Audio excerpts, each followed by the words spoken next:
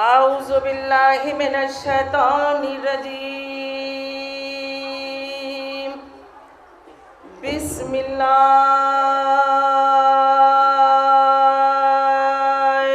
रहमानिर रहीम। अल्हम्दुलिल्लाहि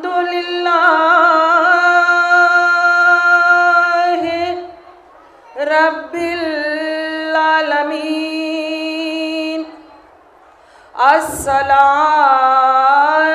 वस्सलामु अला सय्यदिल अंबिया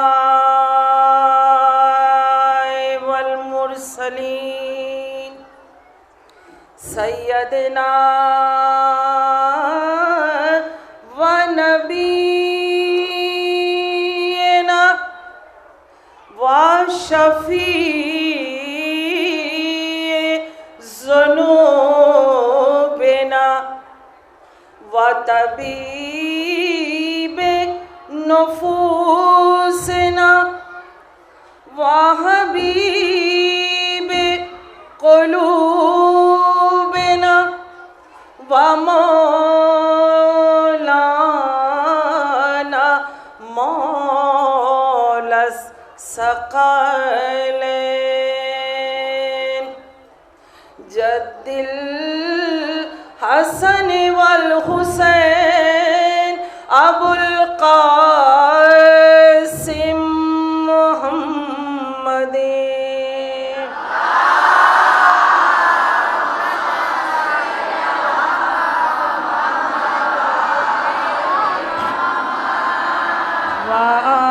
वालिहि तय्यबीन ताहिरीन।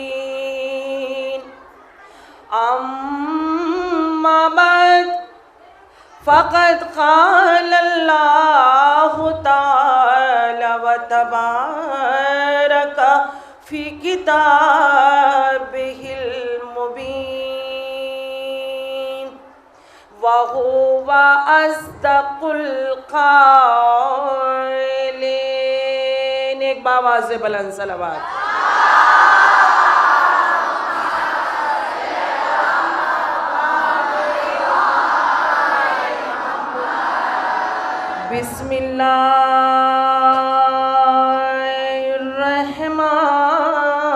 बिस्मिल्लाहिर्रहमानिर्रहीम।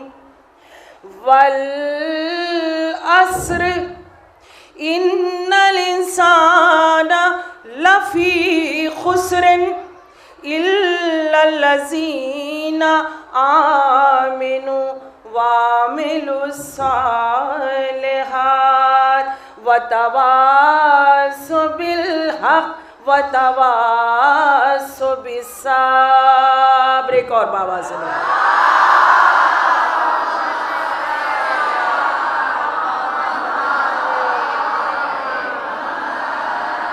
हाज़रीन मजलिस, आप हजरात मुसलसल सुबह से इस फर्श अज़ा पर हैं।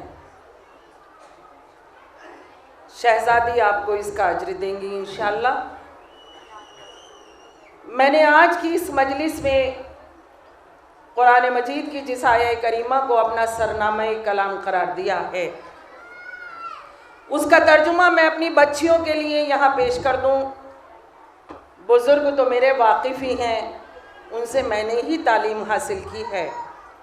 मेरी खिताबत अक्सर व बेशतर तमाम मकामात पर अपनी बच्चियों के लिए होती है। आज की ये खिताबत भी अपनी बच्चियों के लिए। पीछे का ये तमाम मजमा, पहले आयत का तर्जुमा वल अस्र इन्नल इंसाना लफ़ी खुस्रिन। वल अस्र यानी ज़माने की कसम। इन्नल इंसाना लफ़ी खुस्रिन, इंसान खसारे में है, इंसान नुकसान में है।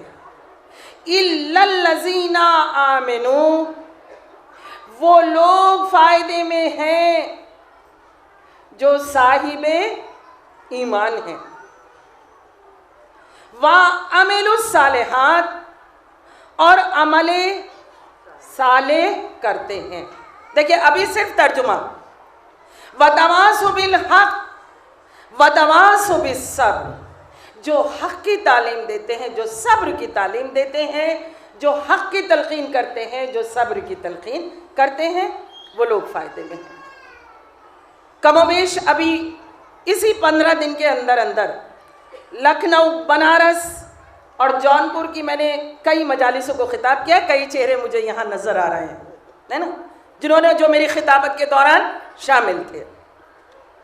ये आयत जिसको मैंने आज की शहज़ादी की इस मजलिस से मंसूब करके अपने आगाज़ खिताब किया है, अपनी खिताबत का आगाज़ किया है, उस आयत का तर्जुमा मैंने आप हज़रात के सामने पेश किया। वल अस्र, बस थोड़ी सी बात इंशाअल्लाह। वल अस्र के मायने ज़माने की कसम। मैं एक सवाल अपनी बच्चियों से करना चाहती हूँ अपनी खिताबत को आगे बढ़ाने से पहले, कि ये बताइए कि ये कलाम अल्लाह है, अल्लाह को कसम खाकर क्या ज़रूरत पड़ी कि वो ये पैगाम जब पहुँचाए तो उससे पहले कसम खाए? उसने पैगाम पहुँचाया आयत में, है ना, कि इंसान खसारे में है, वो लोग फ़ायदे में है जो साहिब ईमान हैं और जो अमले साले करते हैं। लेकिन आगाज़ में उसने कहा वल अस्र, ज़माने की कसम। इसका मतलब है कि कोई अहम पैगाम है, कोई मखसूस पैगाम है, कोई अहम बात है, कोई बहुत अच्छी बात है कि जो वो इंसान तक पहुंचाना चाहता है। लेकिन सवाल ये पैदा होता है कि हमने तो ये सुना है अपने बुज़ुर्गों से कि कसम चाहे झूठी हो या सच्ची हो, कसम नहीं खाना चाहिए। बताइए, यहाँ बच्चियाँ मौजूद हैं।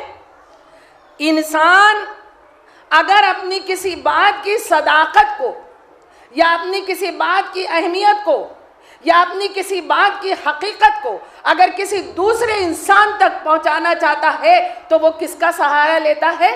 कसम का, और बहुत आराम से। अब वो दूसरी बात है कि उसका बयान हकीकत पर मबनी है कि नहीं, उसका बयान सच्चा है या नहीं।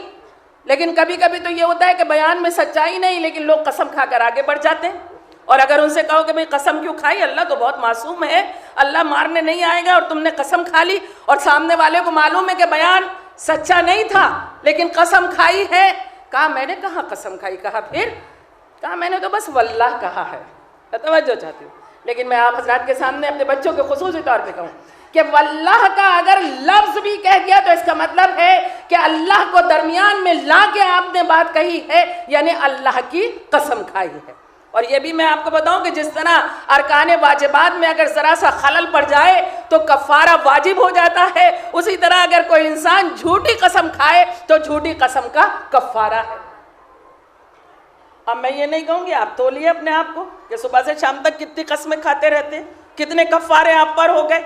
और कफ़ारे में क्या है कि एक अगर झूठी कसम खाई है तो कफ़ारा है कि 60 मिस्कीनों को खाना खिलाओ।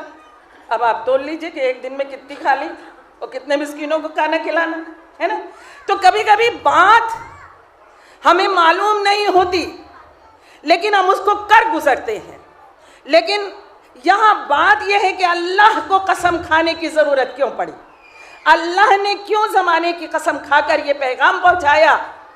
तो मेरा काम इल्म इस बात को सोचने पर मजबूर हो गया कि शायद कायनात के बनाने वाले ने कसम खाकर ये पैगाम इंसानियत को इसलिए पहुँचाया कि वो इंसान को ये बताना चाहता है कि ऐ इंसान, अगर तू ज़माने की हवा में बहता रहेगा तो नुकसान में रहेगा, और अगर साहिब असर ज़मा के दामन में आ जाएगा तो फ़ायदे में रहेगा। एक बाबा से बोला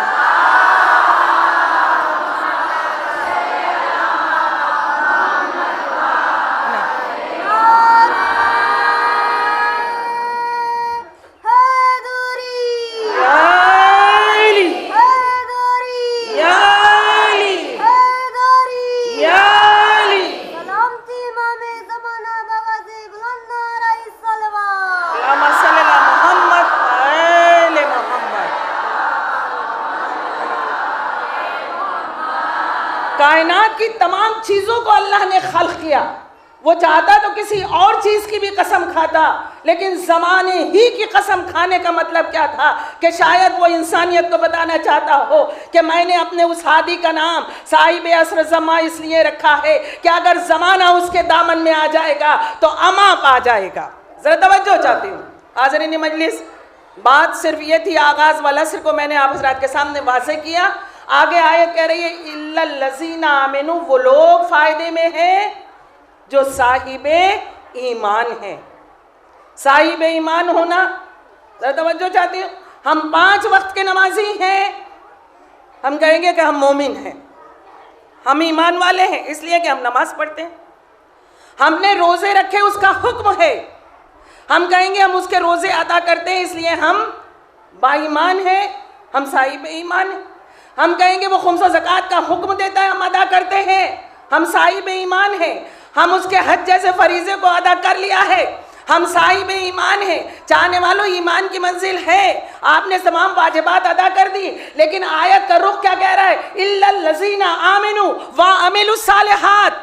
ज़रा तवज्जो चाहती हूँ, अगर आयत यहीं तक रुक जाती, इल्लल लज़ीना आमनू, वो लोग फ़ायदे में हैं जो साहिब ईमान हैं, तो शायद ये होता कि जो नमाज पाबंदी से पढ़ते हैं वो फ़ायदे में है, जो रोज़े पाबंदी से रखते हैं वो फ़ायदे में है, जो खुम्स व ज़कात अदा करते हैं वो फ़ायदे में है, जो हज के फरीज़े को अदा कर रहे हैं वो फ़ायदे में है। लेकिन आयत कह रही है इल्लल लज़ीना आमिनू व अमिलुस सालिहात, जो साहिब ईमान है वो और जो अमले साले करते हैं। देखिए आयत को देखिए और समझिए, इसका मतलब ये है कि फ़ायदे के लिए साहिब ईमान होना ही काफ़ी नहीं है जब तक अमले साले ना किया जाए। तो तवज्जो चाहूँगी, यहाँ से वहाँ तक मेरा पीछे का मजमा, और मेरी अपने बच्चियों से ये बात हर साल मैं कहती हूँ कि अगर मेरी तकरीर के बाद किसी के जहन में कोई सवाल आए तो आप मुझसे ज़रूर पूछिएगा, तशनगी लेके जाइएगा नहीं। आयत का अंदाज है कि सिर्फ ईमान, साहिब ईमान होना काफ़ी नहीं है, बल्कि अमले साले भी ज़रूरी हैं। अमले साले, अमले साले, तवज्जो चाहूँगी, शहजादी की मजलिस है। अमले साले, अल्लाह ने 40 कमो बेश 70 या 80 मकामात पर कुरान में अमले साले का जिक्र किया है। लेकिन बड़े ताज्जुब की बात है, यहाँ साहिब नज़र भी है, साहिबाने इल्म भी हैं। मेरे इल्म में इजाफा कर देना, जो कुरान की तिलावत करते हैं वो ये जानते हैं कि जहाँ अमल साले का जिक्र है वहाँ ईमान का भी जिक्र है ना। यानी कुरान में जब देखिए अगर अमल साले है तो लफ्ज़ ईमान भी है। हाँ, तरतीब कभी ईमान पहले अमल साले बाद में, कभी अमल साले पहले ईमान बाद में, लेकिन जहाँ जहाँ ईमान का जिक्र वहाँ वहाँ अमल साले का जिक्र, जहाँ जहाँ अमल साले का जिक्र वहाँ वहाँ ईमान का जिक्र। तो आप चाहने वालों में एक बात बताऊँ और जो आपके गोश गुजार करना चाहती हूँ कि अगर ईमान की मंजिल को मुकम्मल करना है तो अमल साले अंजाम देना होगा। अगर फ़ायदा हासिल करना है तो ईमान के साथ साथ अमल साले ज़रूरी है। अब मेरी बच्चियां जो बैठी हुई हैं, यकीनी तौर पर मैंने इतनी ज़्यादा तमहीद अमल साले की जो पेश की है तो उनके जहनों में ये सवाल ज़रूर उठा होगा, अमल साले, अमल साले, आखिर अमल साले हैं क्या? तवज्जो चाहती, यकीनी में आप पहचान गए कि आपका अगला सवाल मुझसे क्या होगा। अमल साले हैं क्या? तो अमल साले को मैं सिर्फ 2 जुमलों में, अल्लामा तबातबाई से किसी ने पूछा कि ये बताइए कि अमल साले क्या है, अमल साले किस अमल को कहते हैं, तो आपने 2 जुमलों में अमल साले को वाज़े किया। आपने जवाब दिया कि वो अमल, तवज्जो चाहती हूँ, बहुत आसान उर्दू में कहा, वो अमल जो अल्लाह की रज़ा के लिए, अल्लाह की खुशनुदी के लिए, अल्लाह की मारिफत के लिए किया जाए वो अमल अमल साले कहलाता है। तवज्जो चाहती हूँ, यानी हर वो अमल कि जिसमें अल्लाह की रज़ा, अल्लाह की खुशनुदी, अल्लाह की मारिफत का तसव्वुर हो, वो कैफियत हो, वो अमल साले है। छोटा छोटा सा काम, सिर्फ आप देखिए अगर अल्लाह की रज़ा और खुशनुदी शामिल है तो आपका सोना भी अमल साले है, अगर अल्लाह की रज़ा और खुशनुदी शामिल है तो आपका खाना खाना भी अमल साले है। अगर अल्लाह की रज़ा और अल्लाह की खुशनुदी शामिल है तो आपका सफ़र करना भी अमल साले है। हर वो अमल जो अल्लाह की रज़ा के लिए किया जाए वो अमल साले है। एक छोटी सी मिसाल दे दूं और फिर मैं अपने मकसद की तरफ आऊं इंशाअल्लाह। कि देखिए, एक बात बताऊं, हर इंसान जब घर बनाता है तो उसमें खिड़की ज़रूर खोलता है ना? आपके घरों में खिड़की होगी। आप मुझे बताएं, छठे इमाम से किसी ने पूछा,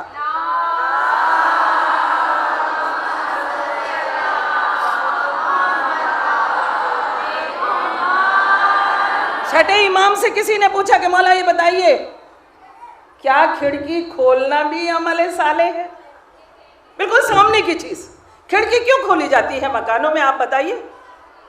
तो लोग कहेंगे कि कमाल है, ये इतना भी नहीं जानती कि खिड़की क्यों खोली जाती है। अरे खिड़की खोलने का मकसद होता है रोशनी आए, खिड़की खोलने का मकसद होता है कि हवा आए, घर रोशन हो, घर हवादार हो, इसलिए खिड़की खोली जाती है। लेकिन यही खिड़की खोलना अमल साले बन सकता है। छठे इमाम ने कहा कि अगर खिड़की खोलते वक्त रोशनी और हवा के तसव्वुर के साथ साथ अगर ये भी तसव्वुर है कि इसी खिड़की से किसी मजलूम की आवाज़ सुनाई देगी या अज़ा की आवाज़ सुनाई देगी, तो खिड़की खोलने का अमल भी अमल साले बन सकता है। एक बाबा से बुलंद सलावत।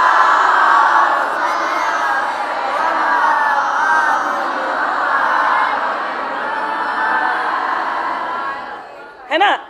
तो ये देखिए, ये छोटी छोटी चीज़ें कि जिसमें अल्लाह की रज़ा, जिसमें अल्लाह की खुशनुदी, जिसमें अल्लाह की मारिफत हो, हर वो अमल अमल साले है।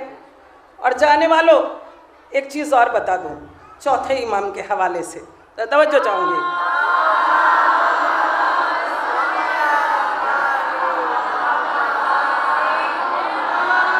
चौथे इमाम के हवाले से एक चीज़ मैं आप हज़रात के नज़र करना चाहूँगी, और वो क्या है कि मेरे इस इमाम को ज़ैनुल आबिदीन का खिताब दिया गया। तो तवज्जो चाहूँगी, ज़ैनुल आबिदीन यानी तू तो जीनत है, तू तो जीनत है, इबादत गुजारों की। तो चाहने वालों, इतना बड़ा इबादत करने वाला मेरा इमाम, लेकिन उसका मालम क्या था कि इधर तो इबादत की मंजिल, इधर तो इबादत में इतना इन्हिमाक से इबादत करना कि एक मर्तबा इबादत कर रहा है, मौला सांप आ गया, अंगूठे को काटना शुरू कर दिया। बस मैं आ रही हूँ अपने मकसद की तरफ। और ये मैं आपको बता दूँ कि इस्लाम यानी हमारी शरीयत का कानून ये है कि अगर कोई मूज़ी जानवर नमाज पढ़ते में आ जाए तो हुक्म है शरई कि आप नमाज तोड़ सकते हैं। लेकिन चाहने वालों, शरीयत के कानून तो कमज़ोर से कमज़ोर इंसान को नज़र में रखकर बनाए जाते हैं। लेकिन ये कौन नमाज पढ़ रहा है? मेरा चौथा इमाम। तवज्जो चाहूँगी, सांप आया, अंगूठे को काटने लगा, इमाम नमाज पढ़ रहे हैं, ज़रा तवज्जो चाहूँगी, इमाम इबादत कर रहे हैं। और जब पूरी इबादत तमाम कर ली तो अब इमाम ने सांप को पकड़ा और बाहर फेंका, इधर सांप को बाहर फेंका, उधर आवाज़ आई, अंता ज़ैनुल आबिदीन, अंता ज़ैनुल आबिदीन। ज़रा तवज्जो चाहूँगी चाहने वालों, तो ये इबादत का आलम था। लेकिन इबादत के साथ साथ अगर इसी इमाम की ज़िंदगी को देखा जाए तो इमाम इबादत के साथ साथ खिदमत खल्क़ भी करता हुआ नज़र आ रहा है। और किस तरीक़े की खिदमत खल्क़, किस तरीक़े का अमल साले के चाहने वालों, सीरत सैयदुस साजिदीन बता रही थी कि आप 100 ख़ानदानों की किफ़ालत किया करते थे। यानी हमारी और आपकी इबादत उस मकाम तक नहीं पहुंच सकती जिस मकाम पे इमाम ज़ैनुल आबिदीन की इबादत है। लेकिन उस इबादत के बाद भी आयत का देखिए कि जो साहिब ईमान और जो अमल साले करते हो, तो मेरा ये इमाम इबादत की किस मंजिल पर था, लेकिन उसके साथ इबादत के साथ साथ अमल साले का अंदाज ये था कि इमाम खिदमत खल्क़ कर रहा है। तवज्जो चाहती हूँ, 100 ख़ानदानों की किफ़ालत सैयदुस साजिदीन किया करते थे। लेकिन किसी को मालूम न था कि कौन हमारे घर की मदद करता है। अंदाज ऐसा था कि इधर इमाम ने अपने कंधे पर रखा सामान, रात की तारीकी में निकले, जिसकी मदद करना है दरवाजे पर गए, दक्कुल बाब किया और सामान रखा, आगे बढ़ गए। दरवाज़ा जब खुला तो सामान तो मिला, लेकिन सामान लाने वाला नहीं मिला। तवज्जो चाहूँगी, अमल साले का बेहतरीन नमूना हमारा और आपका अंदाज क्या है? सच बता दीजिएगा।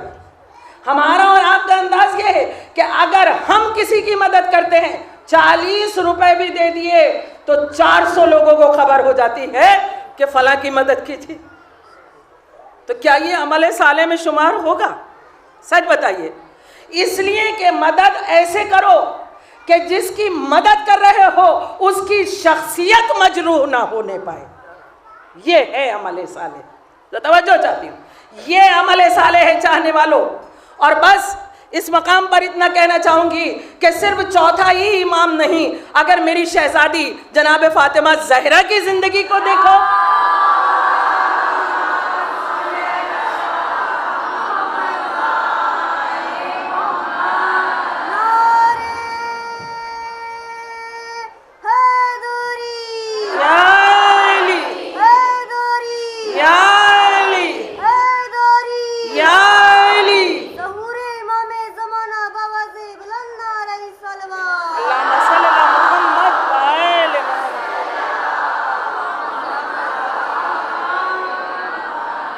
तो शहजादी की जिंदगी का क्या आलम था? तवज्जो चाहती हूँ कि इधर इबादत का भी आलम था कि शहजादी जब मुसल्ले पर आ जाती थी तो फज्र में अलग नूर साते होता था, ज़ोहर में अलग नूर साते होता था, असर में नूर अलग साते होता था, मगरिब और इशा में अलग अलग नूर साते होते थे, और मदीने वाले उस नूर को ज़ियारत किया करते थे। आपकी इबादत का आलम ये था। तवज्जो चाहूँगी, देखिए आयत यही तो कह रही है, इल्लल्लज़ीना आमनू व अमिलुस्सालिहात, वो लोग फ़ायदे में जो साहिब ईमान हैं और जो अमल साले कह रहे हैं। इबादत का ये आलम, ईमान की मंजिल का ये आलम और अमल साले का ये आलम कि शहजादी खुद फाका करती थी लेकिन किसी को भूखा नहीं देख सकती थी। तवज्जो चाहती हूँ, कोई ऐसा नहीं था कि जो साइल दरे सैयदा से महरूम वापस लौटा हो। जमीन वाले तो अलग बात है, अर्श वाले भी फकीर बनकर दरे सैयदा पर आ जाया करते थे चाहने वालों। और बस अपने बयान को मैं आज की उस ज़ात की तरफ ला रही हूँ कि जिस ज़ात से ये आज की तारीख़ मंसूब है। चाहने वालों, शहजादी कौनैन के मसाइब बयान करूँ या मौला अली के मसाइब बयान करूँ? अभी मैं मसाइब की मंजिल पर नहीं आई हूँ। आप मुझे बताएं कि शहजादी के मसाइब बयान करूँ या मौला अली के मसाइब बयान करूँ? इसलिए कि आज की ये तारीख़, शहादत जनाब फ़ातिमा की तारीख़ किसी भी तरह आशूर से कम नहीं है। किस तरह? मैंने बताया ना कि अभी मैं मसाइब की मंजिल पर नहीं हूँ। आशूर से इस तरह कम नहीं है, बल्कि और कहीं ज़्यादा है। इसलिए कि आशूर, शब आशूर तो हुसैन के साथ 72 साथी मौजूद थे, लेकिन शब शहादत जनाब फ़ातिमा ज़हरा मौला अली अकेले थे। तवज्जो चाहूँगी, चंद सहाबी थे या औलाद फ़ातिमा थी, है ना? मौला अली अकेले थे। तो आज की ये तारीख़ किसी भी तरह आशूर से कम नहीं है। हाज़रीन मजलिस, अभी मसाइब की मंजिल को पूरा करते हुए मैं एक हदीस की तरफ आपका ध्यान लाना चाहूँगी। वो हदीस बज़ाहिर तो फ़ज़ाइल हैं, लेकिन अगर उसको बयान करो तो आंखों से अश्क टपकने लगते हैं। और वो हदीस क्या है कि जिसको सरकार मर्तबत अहमद मुश्तबा आपके और मेरे रसूल सल्लल्लाहु अलैहि वसल्लम ने जनाब सलमान से बयान की है ये हदीस। यहाँ रुक कर एक बात कहना चाहूँगी, साहिबाने इल्म है यहाँ पर मौजूद, और ख़ुसूसी तौर पर मेरी बच्चियाँ हैं। आज के दौर में बच्चियाँ भी एजुकेशन में किसी से पीछे नहीं हैं, इसलिए उनकी समातों के लिए मैं ये बात कहना चाहूँगी, हदीस दो तरह की होती है। एक वो हदीस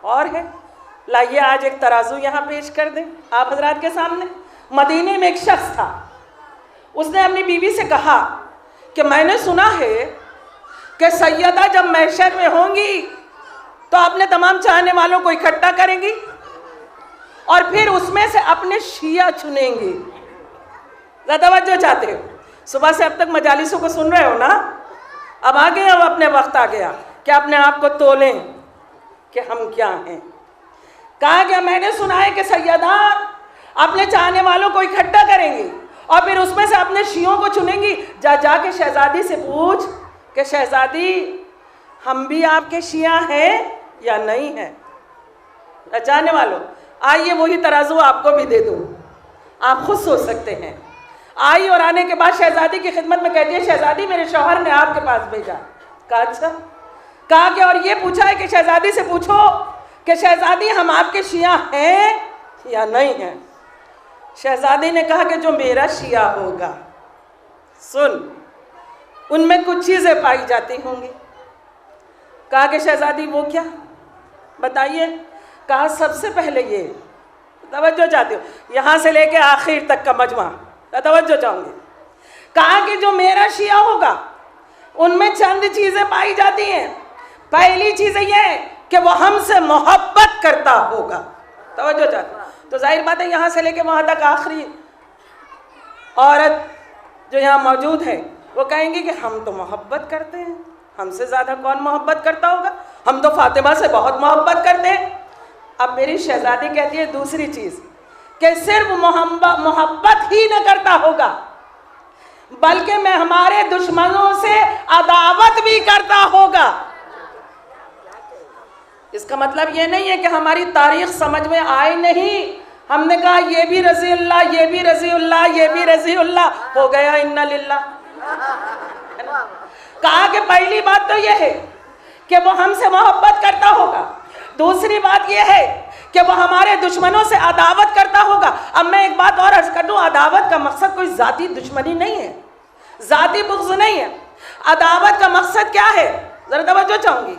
अदावत का मकसद यह है कि जो हमारे दुश्मनों से अदावत करता होगा, जाहिर बात है कि अदावत जब हम करते हैं या दुश्मनों पर लानत भेजते हैं तो हमारे जहन में एक आम तसव्वुर ये हो गया है कि लानत को हमने गाली लफ्ज़ से शुमार कर लिया है। लेकिन लानत का मतलब क्या है? लानत जिस तरह दुरूद इबादत है उस तरह लानत भी इबादत है। पूरी जिम्मेदारी के साथ इस मिंबर पर कि जिस तरह दुरूद इबादत उस तरह लानत भी इबादत। अगर लानत गैर अखलाकी काम होता तो अल्लाह ने 40 मकाम पर लानत का लफ्ज़ इस्तेमाल किया है। ज़रा तवज्जो चाहूँगी। इसका मतलब है किस तरीके से लानत इबादत है कि लानत का मतलब कोई गाली नहीं है बल्कि लानत का मतलब यह है कि हम ये दुआ करते हैं कि पालने वाले दुश्मनाने अहले बैत पर से अपनी रहमतों को दूर कर दे। ज़रा तवज्जो चाहूँगी, ये है लानत का मतलब। तो ये सैयदा कहती कि मेरा शिया वो है कि जो हमसे मोहब्बत करता होगा, दूसरा हमारे दुश्मनों से अदावत करता होगा, तीसरा तवज्जो जाऊंगी, तीसरा कहा कि जिन कामों का हमने हुक्म दिया है उन कामों को अंजाम देता होगा और जिनसे दूर रहने को कहा है उनसे दूर रहता होगा। यानी उन चीज़ों को जो नेक चीज़ें हैं उन्हें इख्तियार करता होगा और जो हराम चीज़ें हैं उनसे दूर रहता होगा, वो हमारा शिया है। तवज्जो चाहो। अब एक तराजू दे दी शहजादी ने, मोहिब होना और है, शिया होना और है ना। आप हजरात की समातों के नज़र मेरे जुमले है ना। मोहिब होना और शिया होना और। बीवी आई और आन के घबरा के अपने शौहर से कहा कि शहजादी ने ये बताया है। तो कहा कि भाई देख, दो चीज़ें तो हम पता है कि हम करते हैं, हम मोहब्बत भी करते हैं, हम दुश्मनों से अदावत भी करते हैं, लेकिन कभी कभी तीसरी चीज़ अमल नहीं हो पाती। कहा वो क्या? कहा कि तीसरी चीज़ वो ये है कि कभी कभी उन चीज़ों से दूर रह नहीं पाते कि जिन चीज़ों से दूर रहने का हुक्म दिया है। शहजादी से कहना कि जाके उनसे कहो। आई फिर कि मेरे शौहर ने ये कहा है, तो एक मर्तबा शहजादी कहने लगी कि अगर ये बात है तो तुम मुहिब हो लेकिन शिया नहीं हो। तो तवज्जो चाहती हूँ, देखिए यहाँ से लेकर वहाँ तक, और इंशाल्लाह आज मुहिब और शिया की जो मैंने डेफिनेशन और तारुफ बताया, इंशाल्लाह अगले साल जब इस मजमे में ये मजलिस होगी और मजमा यहाँ मौजूद होगा तो वो खुद ये सोच के आएगा कि आज हम मुहिब होकर नहीं आए बल्कि शिया होकर आए हैं। एक बाबा से बुलंद सलावत।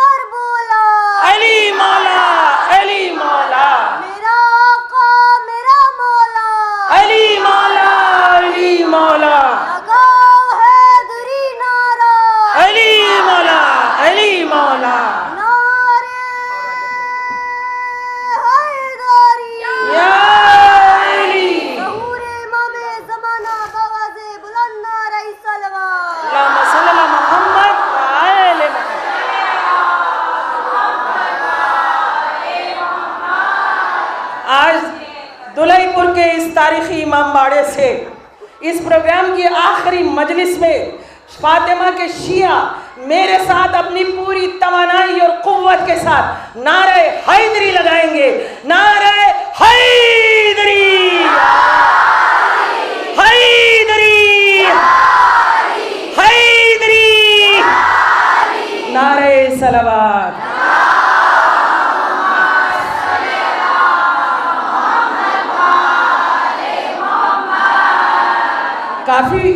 काफ़ी वक्त दे दिया है मैंने आपको।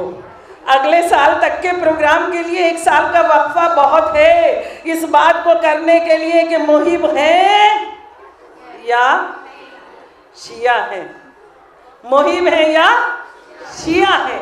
एक शख्स इमाम के पास आया और कहने लगा कि मौला मैंने 2 लिबास सिए हैं। कहा अच्छा? कहा एक लिबास जो मैं सी रहा था तो उस लिबास को सीते वक्त तबर्रुकन में दुरूद भेजता हुआ जा रहा था, सी रहा था, दुरूद भेज रहा था कि ताकि इस लिबास को पहनकर मैं नमाज पढ़ूं तो मुझे बहुत ज़्यादा सवाब मिले।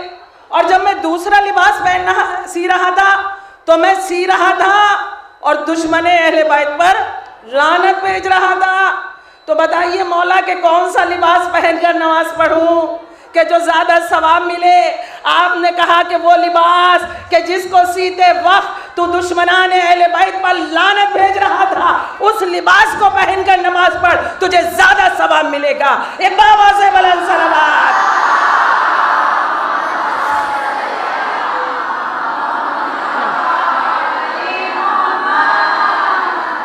है ना चाहने वालों? तो मैं अर्ज कर रही थी कि मुहिब होना और है, शिया होना और है। जाएगा मुहिब भी जन्नत में, जाएगा शिया भी जन्नत में, लेकिन शिया डायरेक्ट चला जाएगा। मुहिब को जन्नत में जाने में 70 साल तक लग सकते हैं।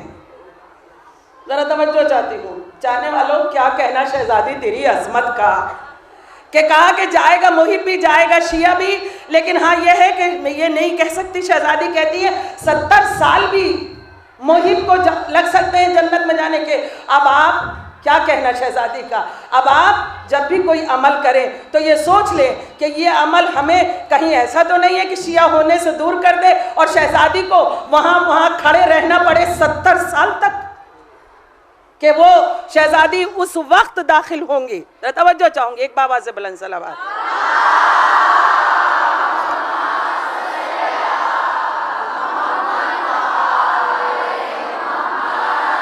इससे बेहतर सलावत।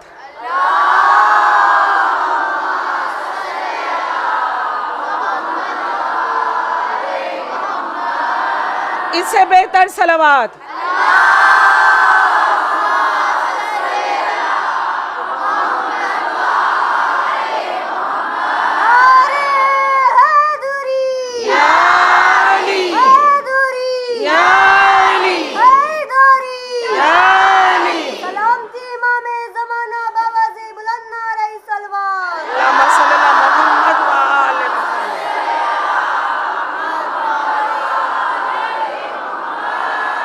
हाज़रीन मजलिस, मेरी आवाज़ आप हजरात तक इंशाअल्लाह पहुँचेगी, पीछे के लोग, कि देखिए जहाँ तक मोहब्बत का ताल्लुक़ है तो मैंने अर्ज़ किया कि वहाँ मौजूद होंगे, और ये है भी कि अली और फ़ातिमा जन्नत और जहन्नुम को तकसीम करने वाले हैं।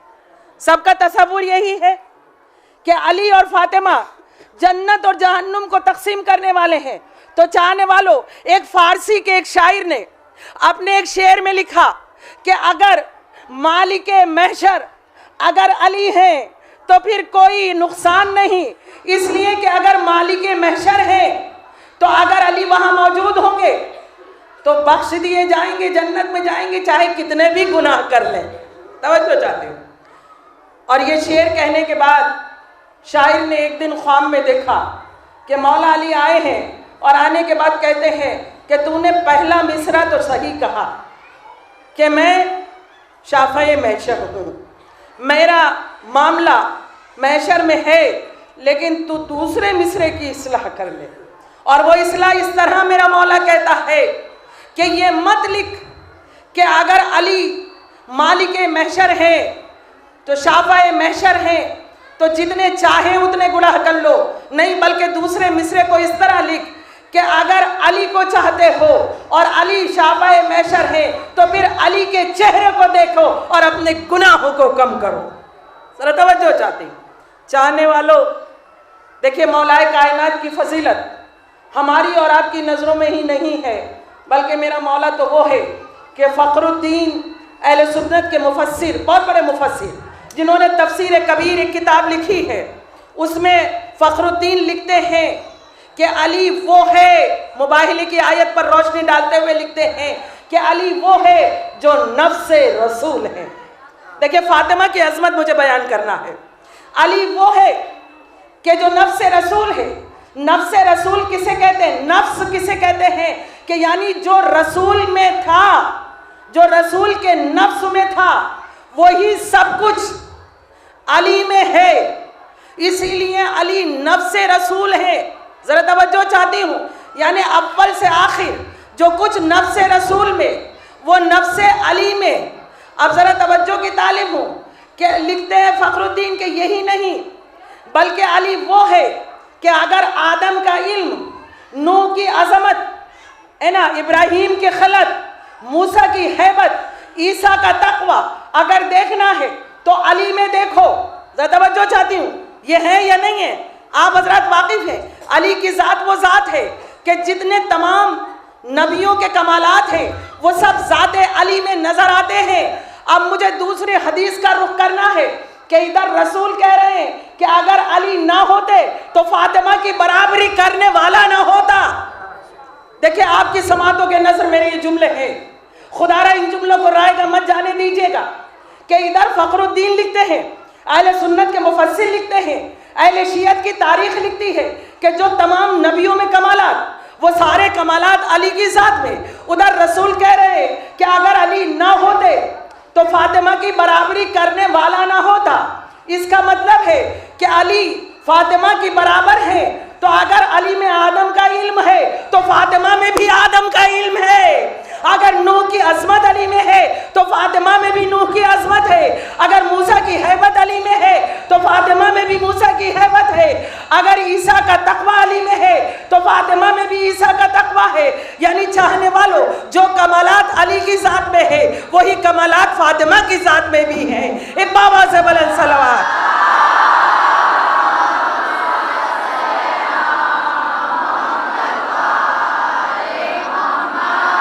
बस मुझे मुख्तसरन ये कहने दीजिए कि तमाम तारीखें लिखती हैं कि जब फ़ातिमा आती थी, सुबह से लेके आप तमाम खिताबतों को समाअत कर रहे हैं, और तकरीबन हर ज़ाकिरा ने अपनी तकरीर में ये ज़रूर कहा कि फ़ातिमा वो है कि जिसकी ताज़ीम को रसूल खड़े हो जाया करते थे। चाहने वालों, बाप को बेटी से मोहब्बत होती है, उल्फत होती है।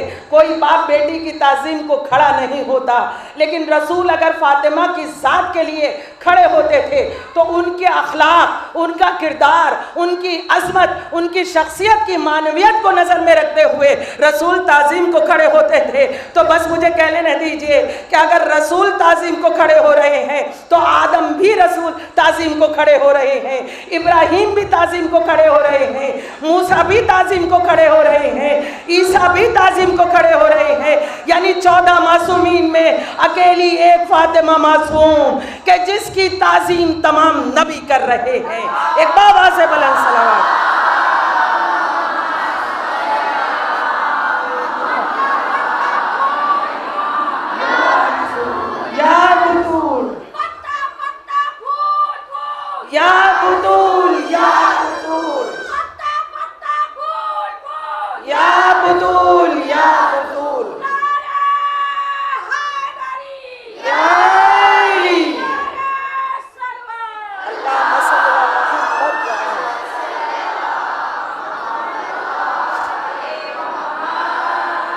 चौथे इमाम ज़ैनुल आबिदीन कहते हैं कि हर इंसान की दाईं तरफ एक फरिश्ता बैठा रहता है, जानने वालों, और वो फरिश्ता उस इंसान की नेकियां लिखता रहता है, और दूसरी तरफ एक और फरिश्ता बैठता है, वो उस इंसान की बुराइयां या उसके गुनाह को लिखता रहता है।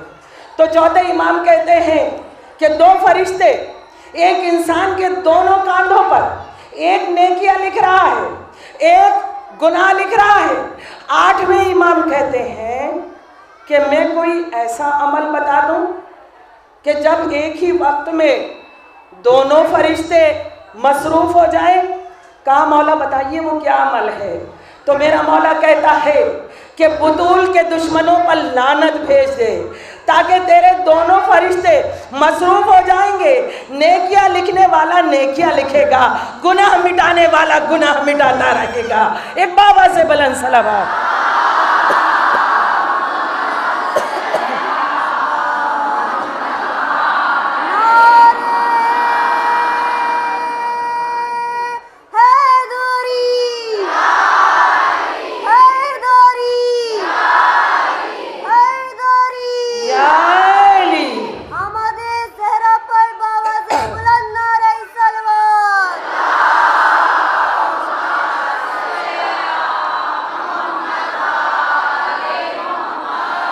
हाज़रीन मजलिस, रसूल की बेटी की अज़मत और बुलंदी का क्या कहना।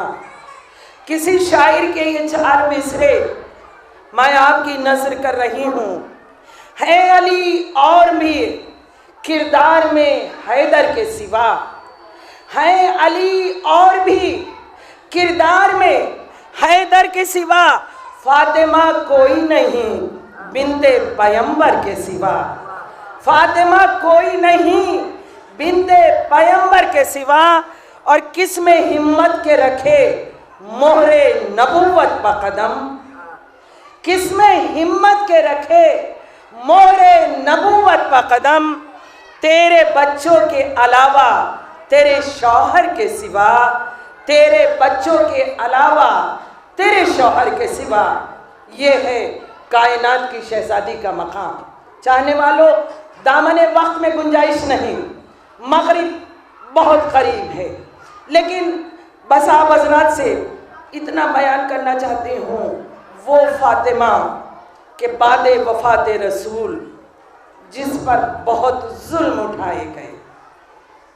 हाज़रीन मजलिस, दिल तो चाहता था कि शहजादी के फ़ज़ाइल अभी और आप हजरात के सामने बयान कर दें, लेकिन जाहिर बात है मजबूर हूँ, दामन वक्त बहुत कोता है।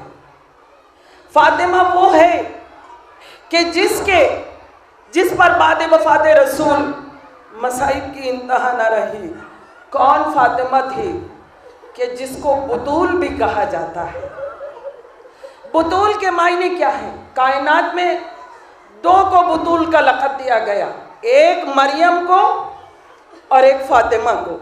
बुतूल वो होती है उस खातून को कहते हैं कि जिसका रिश्ता दुनिया से मुनक़ता हो जाता है और हक़ से इस्तवार हो जाता है। उसे बुतूल कहा जाता है।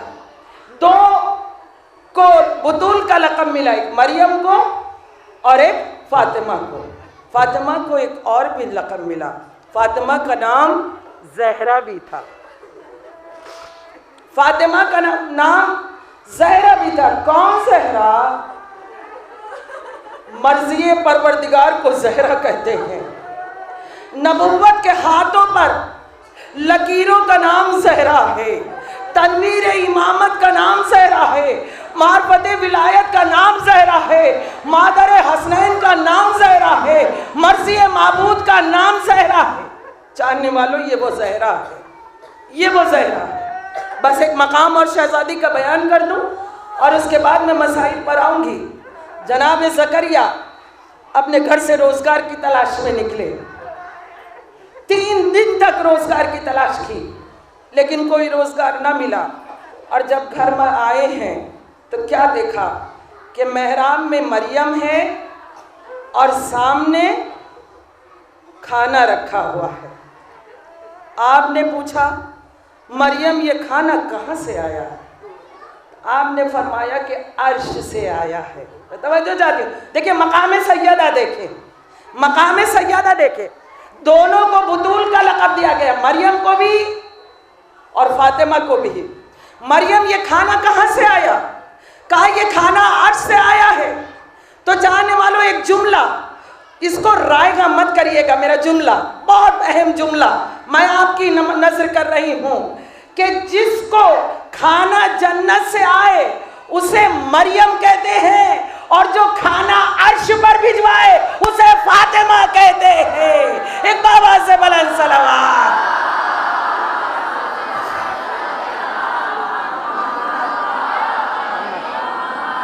बल्कि एक जुमला और आपकी नजर कर दूं और उसके बाद मसाइब की मंजिल कि जिस रोटियों पर, यानी वो पले, अर्श की जिन रोटियों पर पले उसे मरियम कहते हैं, और जिसकी रोटियों पर अर्श वाले पले उसे फातिमा कहते हैं। एक बाबा से बुलंद सलावत।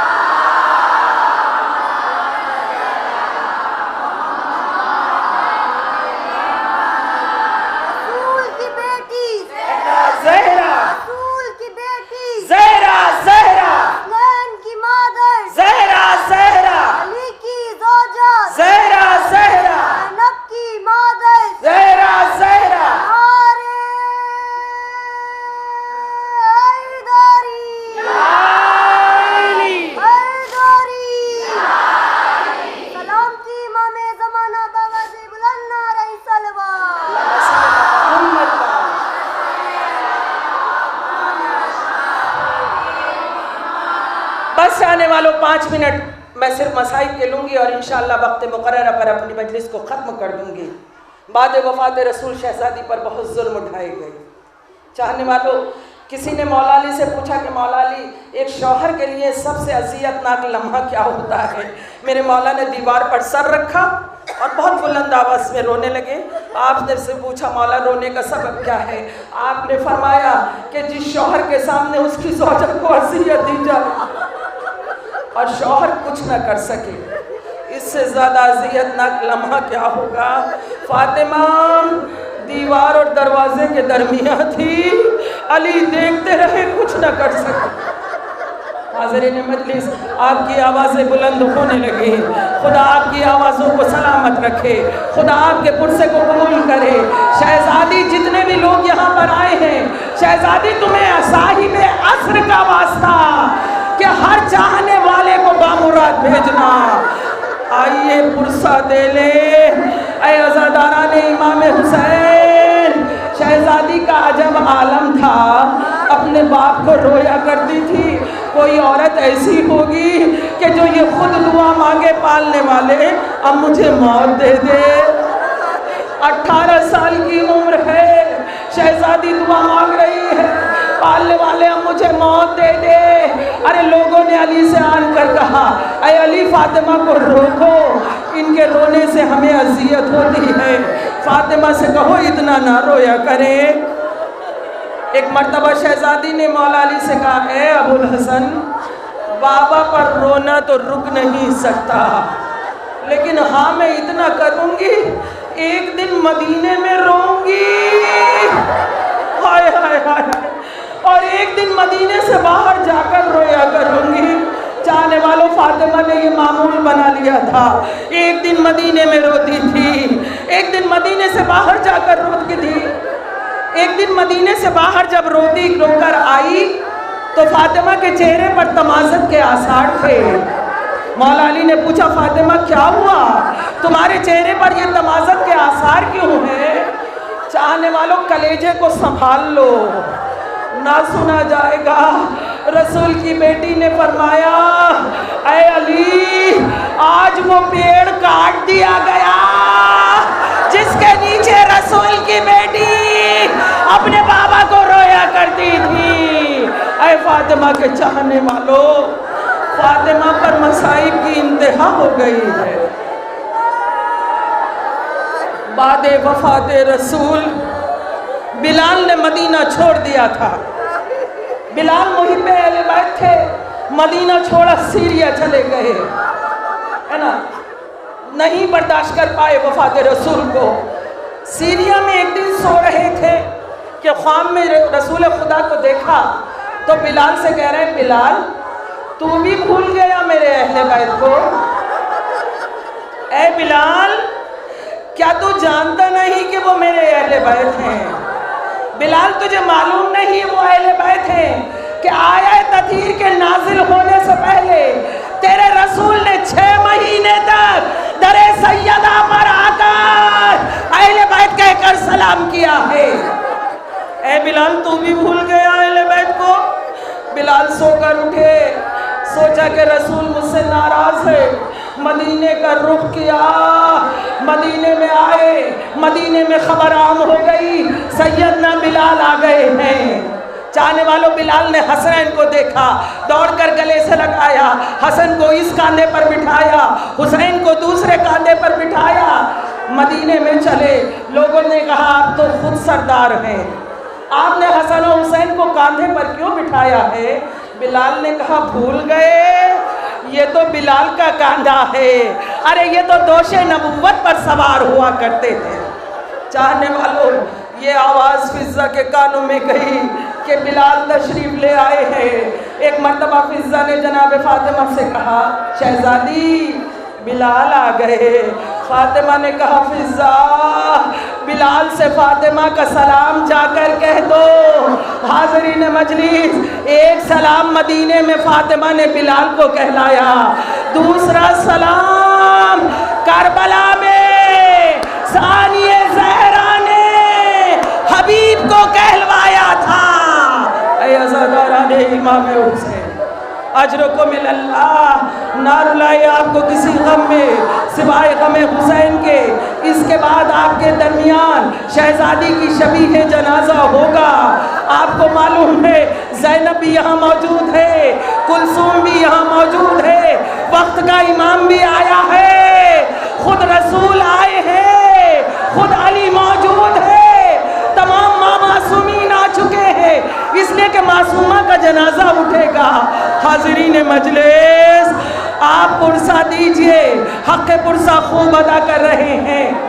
फातिमा ने फिज़ा से कहा, फिज़ा बिलाल से जाकर कहो एक बार मुझे अज़ा सुना दें, एक बार अज़ा सुना दें।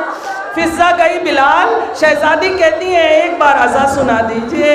कहा, फिज़ा शहज़ादी से कह दो मैं शरई कसम खा चुका हूँ कि अब मैं किसी के कहने से अज़ा ना दूंगा। शहज़ादी ने कहा, फिज़ा क्या बिलाल मेरे कहने से भी अज़ा न देंगे? बस एक मर्तबा हुक्म शहज़ादी सुना, गुलदस्ता अज़ा पर आए। एक मर्तबा बिलाल ने कहा, अशहदु अल्ला इलाहा इल्लल्लाह। हाज़रीन मजलिस, शहज़ादी तड़प गई, बाबा बिलाल अज़ान दे रहे हैं, आइए बाबा। जब नमाज का वक्त होता था तो आप फातिमा के घर में आते थे, वुज़ू करते थे, नमाज पढ़ने जाते थे। बाबा बिलाल ने अज़ान शुरू कर दी है, आइए वुज़ू के लिए आइए। बिलाल ने दूसरा जुमला दोहराया, अशहदु अन्ना मुहम्मदुन रसूलुल्लाह। बस ये जुमला सुनना था। एक मर्तबा फिजा दौड़ी हुई गई, बिलाल आजान रोक दो, फातिमा को खशा गया है, अजरों को मिलल्लाह। मैं कहूँगी शहजादी, अजान में बाबा का नाम ना सुना गया, यतीमी ने रुला दिया। जरा करबला में आइए, जहां आपकी पोती सकीना होगी, शिम्र के तमाचे होंगे, यतीमी का सदमा होगा। चाहने वालों, बस चंद जुमले हैं, मैंने बयान को खत्म किया। बीबी आपके पुरसे को भी कबूल करे, बीबी मेरी खिताबत को भी कबूल करे। हाज़रीन मजलिस, खाने सैयदा में फातिमा का जनाजा तैयार हो गया। आवाज दी, आओ बच्चों, माँ का आखिरी दीदार कर लो। ज़ैनब आगे बढ़ी, माँ के जनाजे के करीब आई। कुलसूम आगे बढ़ी, माँ के जनाजे के करीब आई। हसन आगे बढ़े, माँ के जनाजे के करीब आए। मेरे साथ खानवादा सैयदा में आइए, जनाजा तैयार है, बच्चे रुखसत आखिर को पहुँच चुके हैं। लेकिन ये क्या, एक छोटा सा बच्चा जनाजे से दूर खड़ा है। हुसैन, क्या माँ से ना मिलोगे? आखिरी दीदार कर लो, अजरों को मिलल्लाह। माए कलेजे पर हाथ रखे। हुसैन क्या कहा? हुसैन कहते हैं नहीं, जब तक अम्मा खुद ना बुलाएगी, जब तक अम्मा खुद ना बुलाएगी, अरे मैं आगे ना बढ़ूंगा। चाहने वालों, बस ये सुनना था। अरे मोहब्बत करने वाली माँ का बंदे कफन खुला, हाथ बाहर आए।